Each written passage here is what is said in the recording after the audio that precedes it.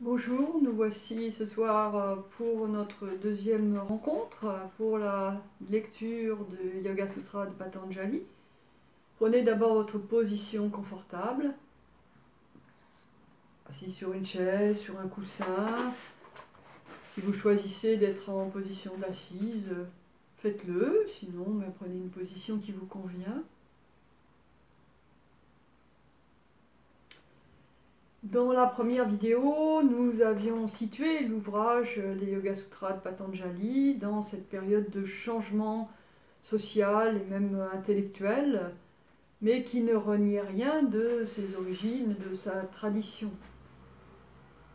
L'Inde a été un continent qui a ajouté des civilisations aux civilisations, comme une sédimentation fertile pendant des siècles et des siècles, jusqu'à l'arrivée des Européens. Mais bon, ça c'est une autre histoire. Alors pour commencer, je vais vous parler de Patanjali. L'auteur reconnu, enfin indiqué comme étant l'auteur des Yoga Sutras de Patanjali, qui est à lui-même une légende. L'Inde reste quand même un très gros creuset, un chaudron de légendes, d'histoires, de récits, des dieux, des demi-dieux, enfin, c'est foisonnant. Et Patanjali est un peu un personnage typique dont on ne sait pas exactement s'il a existé. On en parle comme d'un grammairien le plus souvent, donc les grammairiens étaient quand même des personnages assez reconnus, respectés, puisque il s'agissait de transmettre les textes. On en parle aussi comme d'un vieux sage, ou parfois d'un redoutable serpent, animal mythique, le naga, qui garde la connaissance dans son palais sous-marin. On connaît tous le cobra pour son importance pour les Indiens, très, très vénéré, image de la sagesse, à cause de son aspect lisse, de son corps, son colonne vertébrale, d'un seul tenant, capable de muer, donc de se renouveler, régénérer, jusqu'à une résurrection presque initiatique, donc très respecté. Le serpent, c'est également le matelas, j'allais dire, sur lequel repose le dieu Vishnu. Dieu Vishnu, il se repose maintenant depuis un certain temps, mais il attend en fait pour venir que le monde ait besoin de se reconstruire. Puisque Vishnu, c'est quelqu'un qui met de l'ordre et qui permet le développement de reprendre, alors que Shiva serait plutôt un dieu plus agité qui nous apporte des tracas.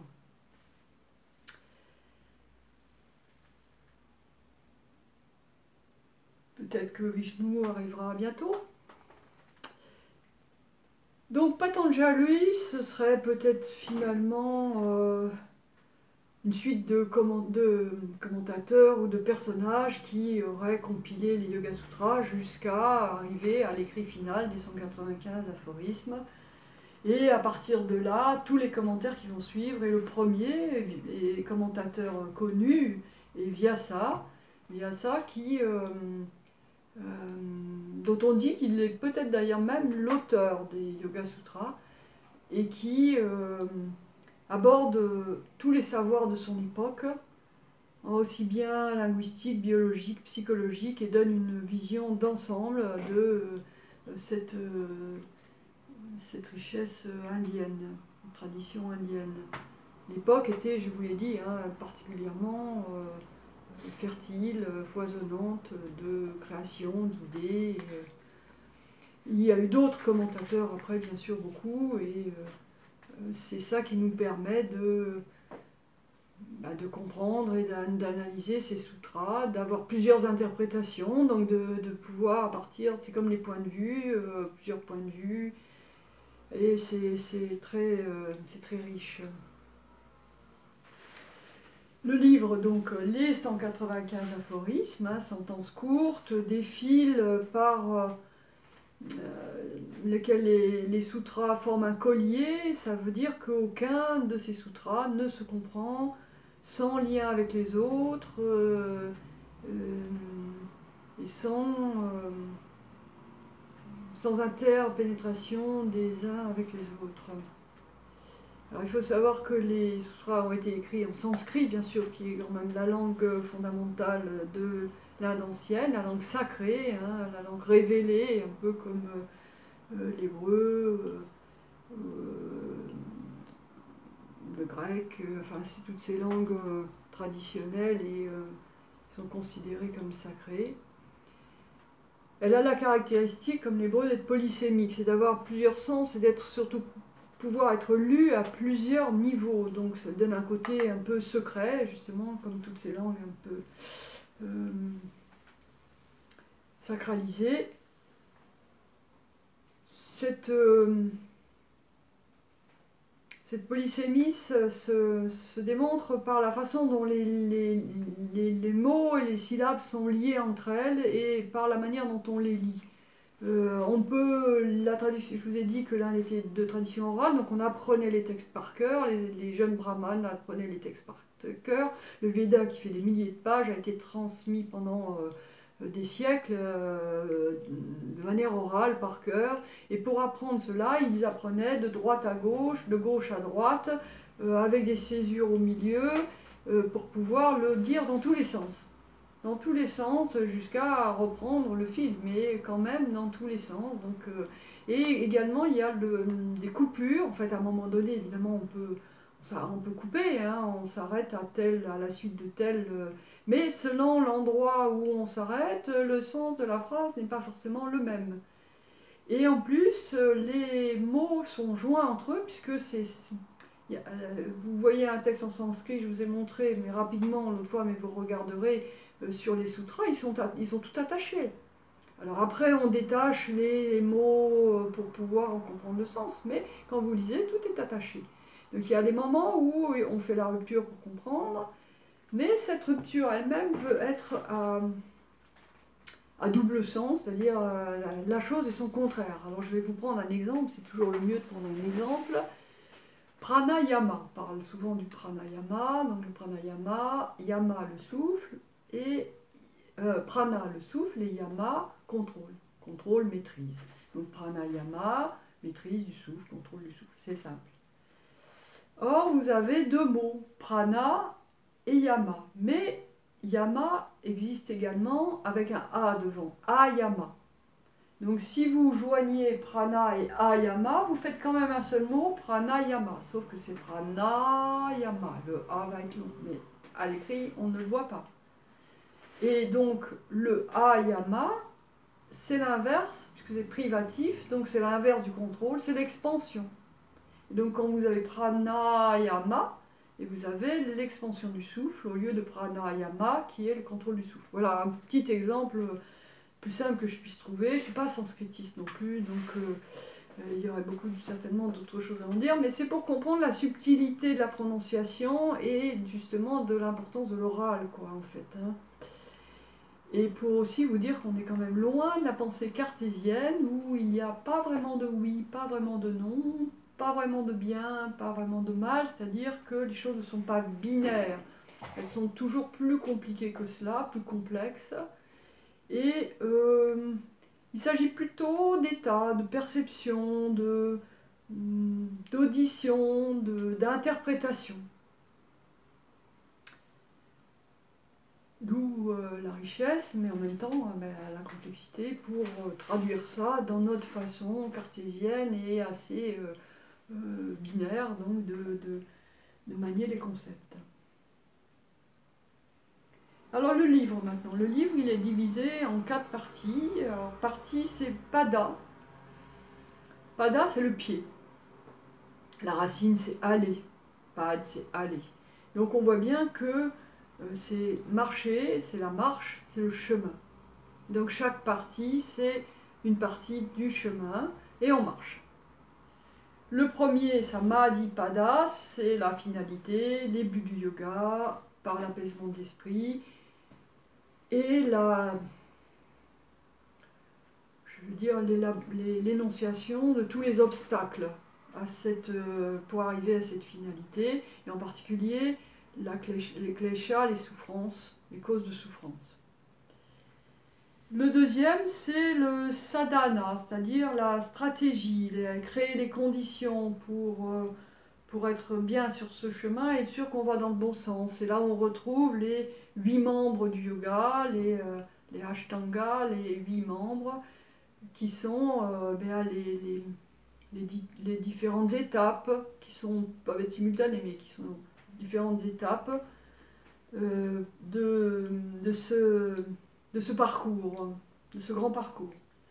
Le troisième, c'est Vibhuti, c'est l'expansion de la conscience et tout ce qui sont les manifestations résultant du premier travail de l'action qu'on a mené donc précédemment, et notamment qui donne certains pouvoirs.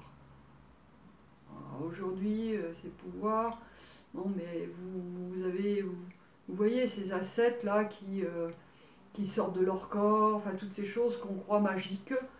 Il semblerait que fut une époque, mais peut-être qu'on a perdu cette perception, cette sensibilité aux choses un peu plus, un peu moins cartésiennes justement, et un peu plus énergétiques, qui fait que ça donnerait des pouvoirs. Et enfin, le Kaivala, quatrième partie, la libération de la dualité, le retour à l'unité, la liberté suprême. Bon, on n'en est pas là, hein. On a du temps devant nous, puis en fait, ça n'a pas tellement d'importance. Je crois que ce qui est bien, c'est d'être là, de faire ce qu'on a envie de faire, et puis d'avoir envie peut-être effectivement d'aller un petit peu plus loin dans la connaissance de soi et de ce qu'on peut faire avec soi-même dans cette vie. Donc aller à petits pas et faire un long chemin pas à pas. C'est ça, les padas. Donc on a un beau programme là aussi. Bien, on va commencer. Premier sutra, on en a déjà parlé, je vais le rappeler.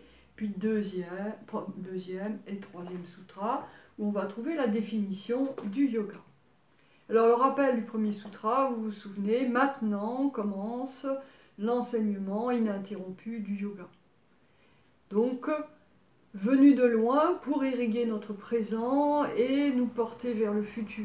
En fait, on est dans une chaîne de transmission, et c'est fort gratifiant de se dire que, à nos tout petits niveaux, mais les petits ruisseaux font des grandes rivières, on transporte cela avec nous. Ce qui est intéressant aussi dans ce premier sutra, qui est à comprendre aussi bien dans le sens du désir de connaître, l'enseignement, connaître l'enseignement, c'est le désir de connaître pour soi, mais c'est aussi celui de l'instruire, de le transmettre justement, ou d'accomplir. Et on pourrait dire que ce qu'on enseigne le mieux, c'est ce qu'on a le plus à apprendre soi-même. Ça, c'est un proverbe. Moi, c'est vrai que clairement, de faire ce travail demande quand même une certaine préparation avec vous. Ça me conduit à pouvoir, ce qui se conçoit bien s'énonce clairement, donc ça me conduit à pouvoir dire ce que moi j'en comprends aujourd'hui. Peut-être je ferai dans 10 ans, ce serait très différent. Maintenant, c'est aujourd'hui, maintenant, quoi. Voilà, maintenant que je le fais.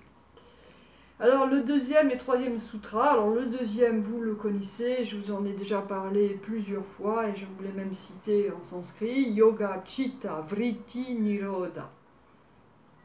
À lire avec le troisième, Tada Drashtu Svarupe Avasraham. Donc le deuxième, le yoga est le contrôle des modifications de l'esprit, ou l'arrêt des fluctuations du mental.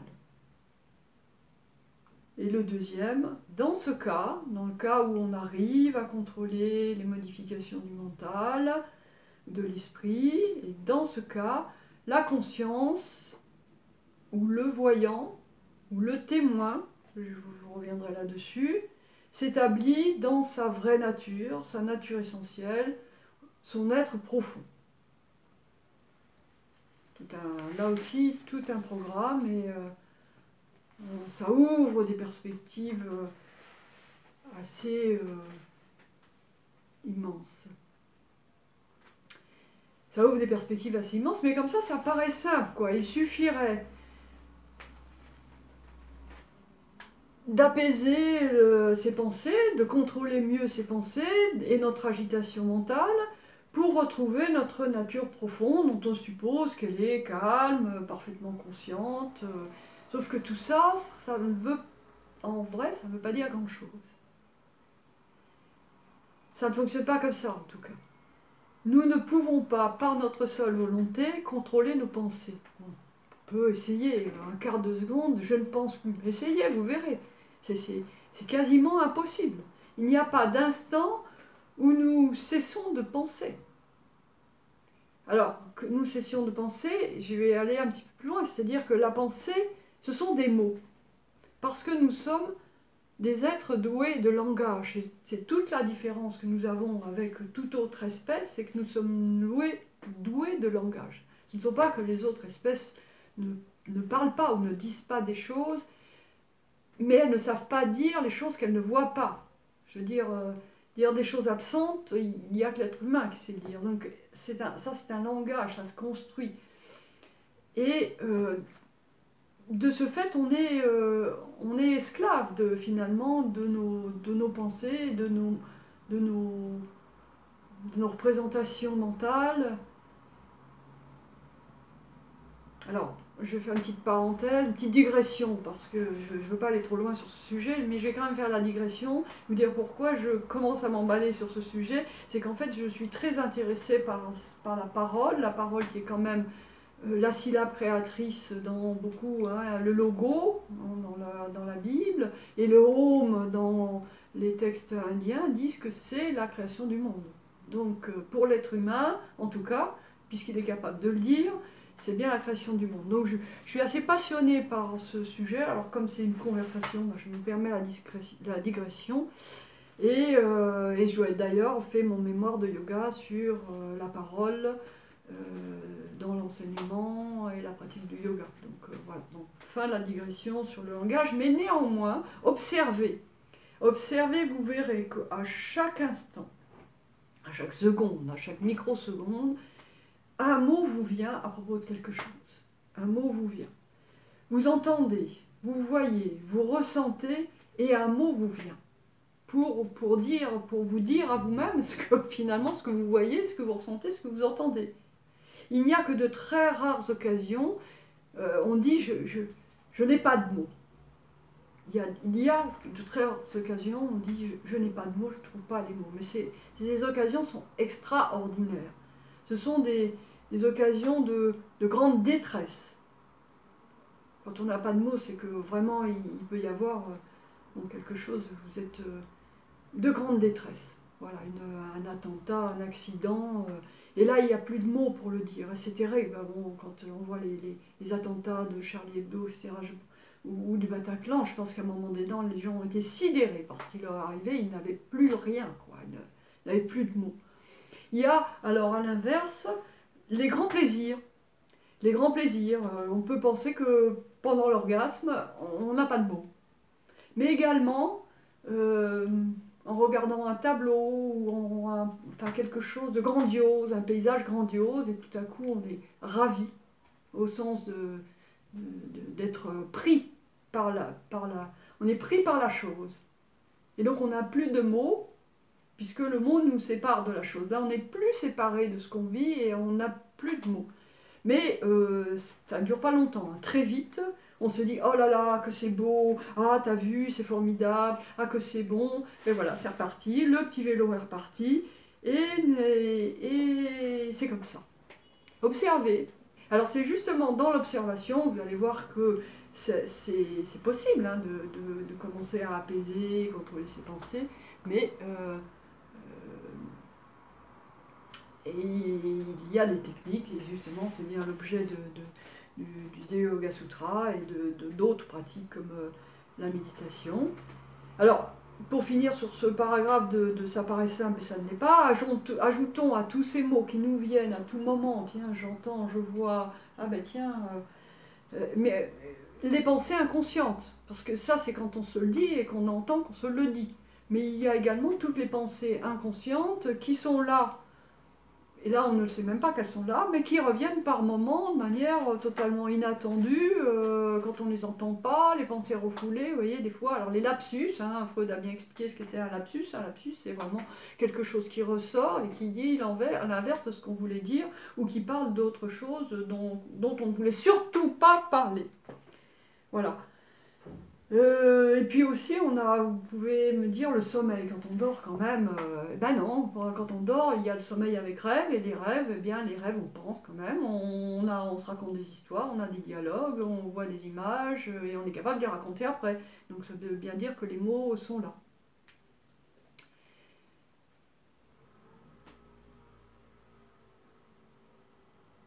Alors, ce qui est formidable quand même, c'est que bien avant la découverte de la psychologie, de la psychanalyse et toutes ces techniques ou toutes ces pratiques actuelles qui sont formidables, eh bien, les Indiens avaient observé cela, le comportement psychologique, le comportement mental, et qu'on retrouve justement dans les Yoga Sutras l'analyse et la recherche, la dénomination de toutes ces causes d'agitation et de souffrance mentale. Alors peut-être différemment de ce qu'on fait aujourd'hui, mais ça y est, et c'est bien ce premier chapitre qui va décrire toutes ces différentes modalités de l'esprit, quand on est en veille, quand on est dans l'imagination, quand on est dans le rêve, quand on est en train de se souvenir, enfin voilà, toutes les modalités de l'esprit. Et oui, il y a... c'est décrit. C'est décrit. Et oui, il y a des moyens d'apaiser, de calmer ses pensées, de les contrôler. Mais c'est ça c'est le long chemin du yoga. Et un chemin privilégié qui s'adresse à toute notre personne, physiologiquement par des pratiques de purification, d'attention particulière à notre hygiène de vie, à notre nourriture. Tout ça, il l'avait déjà écrit. Hein.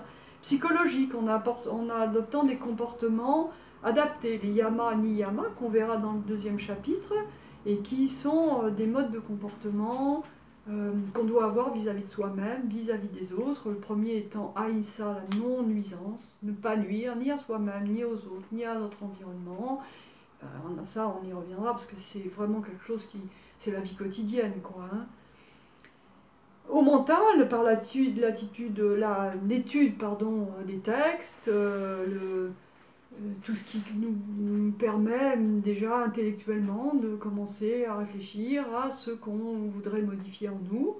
Et puis spirituel, alors spirituel de la racine qui donne esprit, mais qui donne aussi respirer, et toutes ces techniques-là qui nous portent vers quelque chose d'un peu plus large que nous-mêmes, hein, plus ample, plus large, qui nous sort de notre petit ego et qui nous amène peut-être vers ce grand soi qu'on a en soi.